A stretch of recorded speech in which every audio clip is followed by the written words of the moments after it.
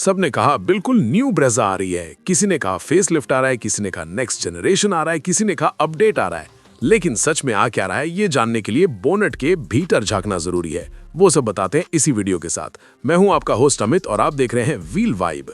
ध्यान से समझिए आ क्या रहा है, क्योंकि बदलाव दूरबीन से देखने पर ही पता चलेंगे। इसीलिए लोगों को समझ में नहीं आ रहा है और सवालों की झड़ी लग गई कार गुरु के पास। वीडियो इंपॉर्टेंट है, दोस्तों के साथ शेयर कर दीजिए, क्योंकि अब शुरू हो रहा है कमाल की बात। फ्रंट से देखने में आपको सच में दूरबीन लगानी पड़ेगी, क्योंकि अंतर नहीं दिख रहा है। ग्रिल में मामूली सा अंतर होगा, क्योंकि कैमोफ्लेज में आइडिया नहीं लग रहा, लेकिन लाइटें सेम लग रही हैं। हाँ, इनमें एलईडी ट्रीटमेंट आ जाएगा।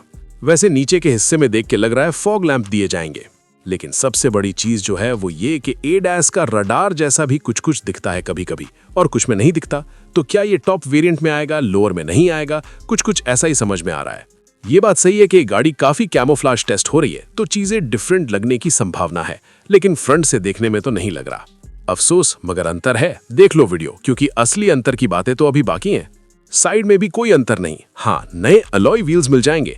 1, 2, 3 तरह की अलॉय व्हील्स हमें देखने को मिले हैं टेस्टिंग में, और हमें अनुमान है कि सेम अच्छे अलॉय व्हील्स नए डिजाइन के मिलेंगे, लेकिन 16 इंच ही रहेंगे। ग्राउंड क्लियरेंस में कोई चेंज नहीं, लंबाई, चौड़ाई और ऊंचाई इनमें कोई अंतर नहीं रहेगा।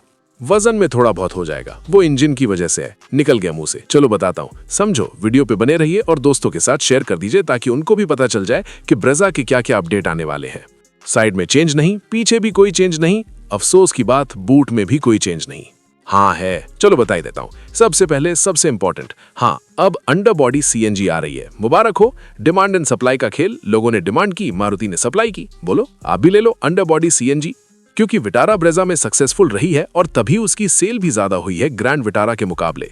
यानी लोगों को अंडर बॉडी सीएनजी ज्यादा समझ में आई। उनको इससे कोई फर्क नहीं पड़ा कि स्पेयर व्हील नहीं मिल पा रहा है उसकी वजह से, लेकिन उनको ये तसल्ली हुई कि कम से कम बूट में स्पेस मिल रहा है। क्योंकि टायर पंक्चर तो 4-5 साल में एक बार होगा, लेकिन बूट में सामान तो हमें हर 10-15 दिन बाद रखना पड़ता है, तो हम बूट को इग्नोर नहीं कर सकते। अब बात करते हैं क्या बड़े चेंजेस हैं अंदर। अंदर नहीं, दरवाजा मत खोलिए, बोनट खोलिए, क्योंकि अंतर यहाँ पे सबसे बड़ा है। अब आपको 6 स्पीड मैनुअल गियर बॉक्स मिल रहा है। यानी नए आने वाले एमिशन नॉर्म्स के लिए मारुति सुजुकी ने तैयारी कर ली है, ताकि उसका एमिशन कम हो। एक और चीज जो मारुति ने डिच कर दी थी पिछले कुछ साल से, मैनुअल के साथ माइल्ड हाइब्रिड देना बंद कर दिया था। मारुति इस बार वो देना चाहती है, ऐसा हिंट मिला है, गारंटीड नहीं है।